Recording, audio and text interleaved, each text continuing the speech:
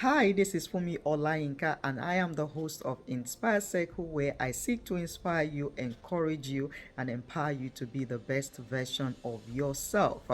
It's been said that the graveyard is one of the richest places on earth, and I absolutely agree with that because it's been discovered that a lot of people have potentials in them, have greatness in them. They can become more version of themselves, but there are a lot of things that has held them back from fulfilling their potential, thereby enriching the grave. That is why today I want us to explore the topic, the 7 things that is holding you back from fulfilling your potential. There might be a lot more, but in this episode today, we are really going to be exploring the 7 things that is holding you back from fulfilling your potentials.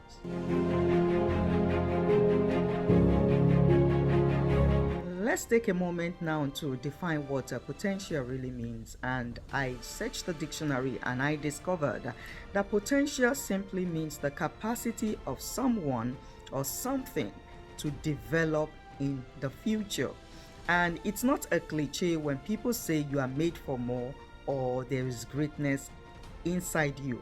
That is exactly the truth. That is the basic truth. You have been packaged with a lot of things. You have been packaged with greatness to bless the world with. Let us take the example of our phone.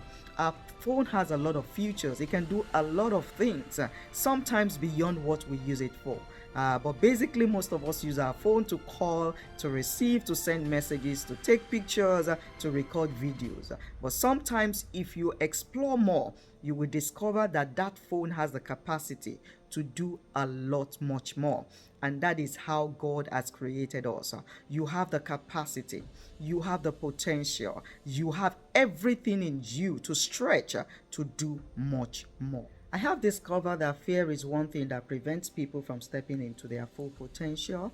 And fear has its different variants. It could be the fear of failure, the fear of success, the fear of what people will say sometimes that is preventing you from stepping into your full potential. And if you ask any successful people around you, how were they able to achieve the things that they are achieving presently now, I want to believe that they will tell you that they were able to overcome their fears. So what is the thing that has been placed upon your heart to do in this season? Is it to write a book? Is it to pen down that song? Is it to go into as a kind of service to bless other people? Is it to advance in your career? Whatever it is, I want you to know that you will need to do it afraid. Even with the fear, you will need to step forward and do the things that you have been told to do. Lack of self-awareness is another thing that prevents people from growing into their full potential or that hold them back from fulfilling their potential. It will be highly difficult for you to become successful in life if you don't understand who you are, because you'll be stretching yourself thin in places that you are not called to be. And that is why I want to ask you this question. Do you really know who you are? Do you know what your strengths are? Do you know what your weaknesses are? Because an understanding of who you are will enable you to maximize your potential. You'll be able to stretch into the fullness of the version of yourself. Every successful people in life, the first thing that helped them was they understand who they are. Your ability to look inwards and to bring out the fullness of who you are is the first stepping stone to reach your full capacity. Why? Because you don't want to begin to stretch yourself thin in who you are not. You don't want to be who you are not. You want to be your authentic self. You want to really be who you are, because when you are who you should be, then it is pretty easy for you to stretch into your full capacity. Another thing that has been discovered that prevents people from stepping into their full potential is lack of focus. Somebody said, and I will quote, it says, "It is only through focus that you can achieve world-class things, no matter what your capacity is." That means no matter the potential you carry, if you are not focused, you cannot achieve world-class things. I know a lot of us, we have listed what our dreams, our goals that we want to achieve now or in the nearest future is. I want you to understand that if you lack focus, it will be difficult for you to achieve those things. That is why I want you to know that this year you have to be focused. Don't let distractions pull you away from your goals. Don't let distraction pull you away from stretching into the full capacity. Don't let distraction prevent you from writing that book, from penning down that song, from pursuing that career. Stretch into your full capacity and become the best version of yourself. The fourth thing is people having an entitlement attitude. You see, it's not a cliche. I said it before, it's not a cliche that you have the potential to achieve great things. It's not a lie. That's the meaning. Nobody's lying to you that you have the potential to achieve great things. You are loaded to stretch. You have the potential to become more. You have the potential for greatness. You have the potential, the ability, the capacity to write that book. In fact, you are salt. You are light to other people. But if you do not arise to that potential, or put yourself in the picture, or seeing yourself stretching to the full capacity that God has created you, just like this rubber band, it is going to be pretty difficult for you to be successful. And you have to learn to take 100% responsibility for the things that God has put into your hands. Nobody's going to grow for you. Nobody's going to be consistent for you. Nobody's going to be focused for you. Unfortunately, you got to put yourself in the picture. Whatever you become is not going to drop on your lap as like a platter of silver or gold. You've got to put yourself in the picture. You've got to stretch. Just like this rubber band, you've got to stretch, because this rubber band will remain in its state of just having a potential without it being stretched. And how do you stretch? Put yourself in the picture. Attend growth seminars. Do the things that will stretch you into your full potential. The fifth thing that prevents people from stepping into their full potential is the opinion of other people. I want you to understand that people will have different opinions about you. And God has an opinion about you. You have an opinion about yourself. And several people, they are going to have several opinions about you. So it is high time that you begin to do the things that you have said you will do based on the opinion of God about you. There are different kinds of things that God has placed in your heart. Like that rubber band, you have a wide range of capacity, to pull yourself into.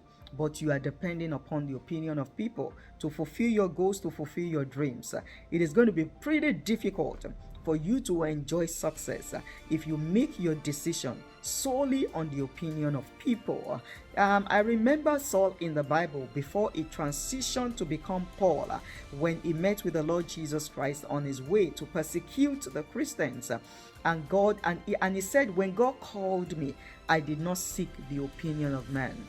Are you seeking the acceptance and the opinion of other people before you do the things that has been placed upon your heart?